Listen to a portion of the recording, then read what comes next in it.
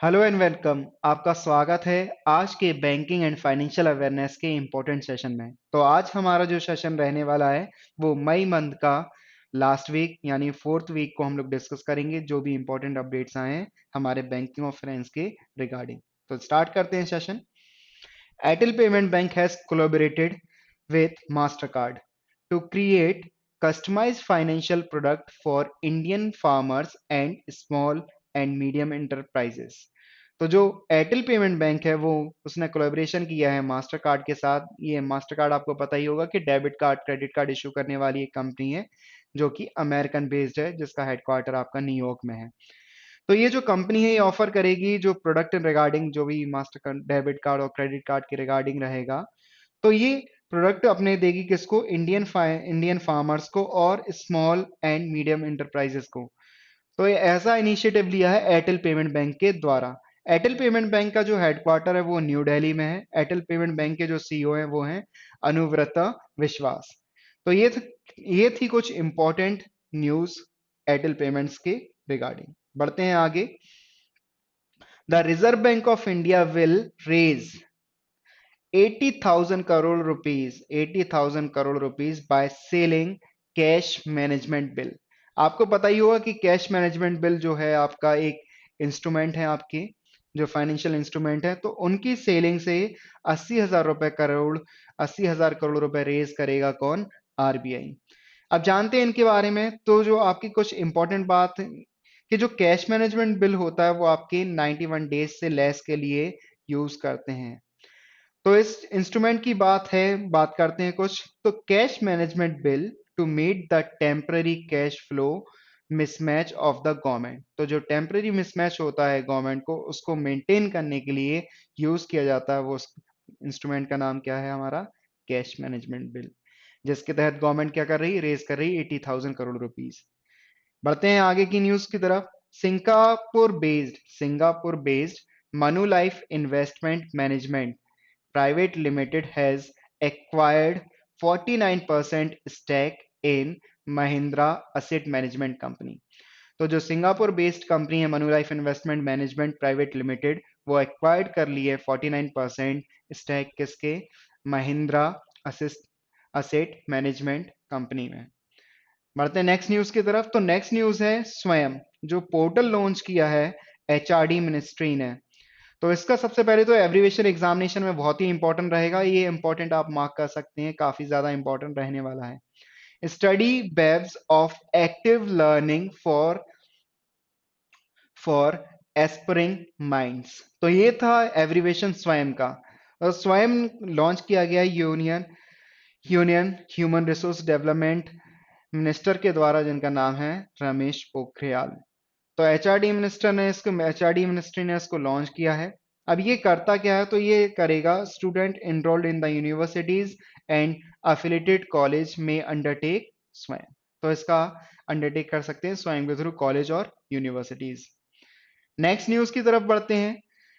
Maruti Suzuki India has joined hand with ICICI Bank to offer retail financing scheme to its customer. तो retail financing scheme provide करेगा, यानी Maruti Suzuki की जो ICICI bank है Maruti Suzuki के साथ रिटेल फाइनेंसिंग ऑफर करेगा। अब ऑफर किस चीज में करेगा?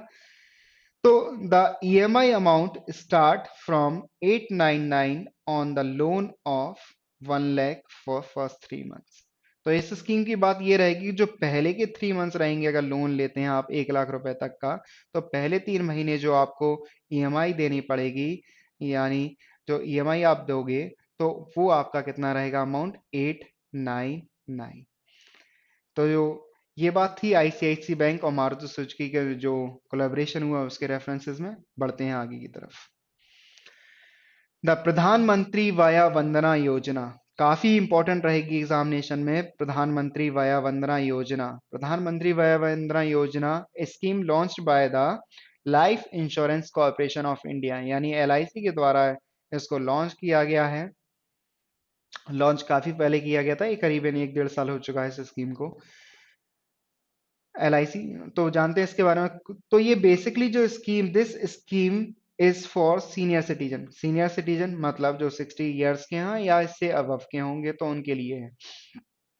तो इस स्कीम में जिनने भी इनरोल किया गया होगा, क्वेश्चन जो एग्जामिनेशन में आएगा तो उसमें पे आउट लिमिट कितनी रहेगी? तो पे out limit not exceeding ₹15 lakh, यानी 15 लाख रुपए से ज्यादा आपके अमाउंट नहीं होना चाहिए। अगर आप लास्ट जब मेच्योरिटी पूरे पूरा पीरियड पूरा हो जाता है तो 15 लाख रुपए से ज्यादा नहीं होना चाहिए। जैसे कि अगर कोई व्यक्ति है प्रधानमंत्री वया वंदना योजना में इनरोल करता है और वो अमाउंट अपना सीनियर सिटीजन है, और जब उसका मेच्योरिटी पीरियड पूरा हो जाएगा और जब इस पैसा जो मनी रहेगी विड्रॉल की जाएगी तो वो मनी आपकी कितने से ज्यादा नहीं होनी चाहिए? 15 लाख रुपए से ज्यादा नहीं होनी चाहिए। तो ये स्कीम के बारे में कुछ इंपॉर्टेंट फैक्ट है जो एग्जामिनेशन में पूछने जाने की हाईएस्ट प्रोबेबिलिटी रहेगी। क्वेश्चन कैसे आएगा? प्रधानमंत्री वया वंदना योजना जो लॉन्च की गई थी एलआईसी के द्वारा, उसमें जो मैक्सिमम अमाउंट पे आउट अमाउंट है उसकी एक्सीडिंग लिमिट कितनी है? तो वो अमाउंट की लिमिट कितनी रहेगी? 15 लाख रुपए। तो ये आप याद रखेंगे, साथ साथ ये नोट डाउन भी कर सकते हैं आप अपनी कॉपी में।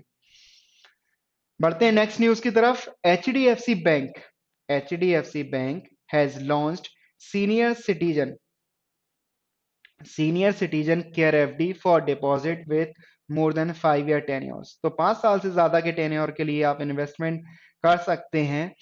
किसमें? सीनियर सिटीजन केयर एफडी में। किसके द्वारा लॉन्च की गई है? एचडीएफसी बैंक के द्वारा लॉन्च की गई है। इन्वेस्टमेंट अमाउंट कितना है? तो इस स्कीम में आप कितना निवेश कर सकते हैं? तो आपके 5 करोड़ रुपए तक 5 करोड़ रुपए तक का निवेश कर सकते हैं, जो कि काफी एक बड़ा अमाउंट होता है। बात करते हैं हेडक्वार्टर की। तो हेडक्वार्टर एचडीएफसी बैंक का है वो हमारा मुंबई में है। हेड जो है वो आदित्यपुरी है। टैगलाइन है we understand your world. Next news की बात करते हैं तो Maruti Suzuki India limited has joined hands with Cholamandalam investment and finance company limited to launch buy now pay later. क्या किया है? Buy now pay later finance financing scheme to make the purchase of its car. यानी जो car रहेंगी, car के लिए आपको scheme दी जाएगी बाय नाउ एंड पे लेटर। पहले खरीद लो फिर बाद में आप इसका भुगतान करो। तो ये स्कीम किसके द्वारा लॉन्च की गई है?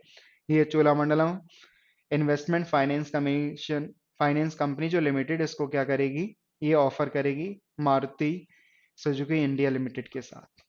बढ़ते हैं नेक्स्ट न्यूज की तरफ। The amount the amount has been announced by the amount has been announced by World Bank and assistance of 100 developing countries are 160 billion. जैसा कि कोरोना पेंडेमिक चल रहा है जो कोविड-19 के थ्रू, तो जो वर्ल्ड बैंक 100 डेवलपिंग कंट्रीज है उनको एक अमाउंट दे रहा है, वो कितना दे रहा है उसने घोषणा की है, तो 160 बिलियन रहेगा। वर्ल्ड बैंक का जो हेडक्वार्टर है वो वॉशिंगटन डीसी में है। वर्ल्ड बैंक के जो हेड हैं वो डेविड मालपास हैं, और around 1 billion world bank India को ऑफर भी कर चुका है कोरोना पेंडेमिक के रिगार्डिंग। बात करते हैं अगली न्यूज की। तो अगली न्यूज है हमारी सीबीडीटी के यानी central board of direct taxes के रेफरेंसेस में। तो सीबीडीटी ने एक इंपॉर्टेंट अनाउंसमेंट किया है, वो बी टू बी के लिए किया है, यानी बिजनेस टू बिजनेस के लिए किया है कि अगर बिजनेस टू बिजनेस ट्रांजेक्शन करते हैं और यूज करते हैं ओनली भीम और रुपए, भीम एंड रुपए, और जिन कंपनियों का टर्नओवर है अप टू 50 करोड़ रुपीज, तो उनको कुछ डिस्काउंट दिया जाएगा। किसकी साइड से डिस्काउंट दिया जाएगा? किसकी साइड से वो दिया जाएगा? सीबीडीटी की साइड से। तो सीबीडीटी उनको ऑफर करेगी कुछ जिनका अगर टर्नओवर रहता है केवल 50 करोड़ रुपए, और 50 करोड़ रुपए एक फाइनेंशियल ईयर के लिए। और साथ ही साथ जो इंपॉर्टेंट न्यूज है वो सीबीडीटी की ये है कि जो सीबीडीटी के चेयरपर्सन है वो कौन है? पीसी मोदी। सीबीडीटी का हेडक्वार्टर वो है आपका न्यू दिल्ली में है। न्यू दिल्ली में क्या है? सीबीडीटी का हेडक्वार्टर, और चेयरमैन कौन है? पीसी मोदी। तो ये थी बात सीबीडीटी के रिगार्डिंग। पढ़ते हैं कुछ आरबीआई की जो मॉनेटरी पॉलिसी है, कुछ उसमें अपडेट्स हुए हैं अभी एज ऑन 22 मई 2020 को जो आपके चेंजेस हुए हैं मॉनेटरी पॉलिसी रेट्स में, तो उनको हम डिस्कस कर लेते हैं क्योंकि पॉलिसी रेट के रिगार्डिंग कहीं ना कहीं एग्जामिनेशन आता है। तो बेसिकली जो एमपीसी होती है हमारी मॉनेटरी पॉलिसी कमेटी, जो कि आपकी डिफाइन है आरबीआई एक्ट 1934 के सेक्शन 45 ZB में। तो आरबीआई एक्ट बताता है मॉनेटरी पॉलिसीज के फ्रेमवर्क के बारे में, और मॉनेटरी पॉलिसी कमेटी में जिसमें होते हैं आपके 6 मेंबर्स होते हैं, तो वो डिसाइड करते हैं कि जो क्या रेट होना चाहिए क्या। तो उसमें कुछ डिसाइड हुए रेट, तो उनके मुताबिक उनके अकॉर्डेंस और उनके अकॉर्डिंग रेट रहे हैं।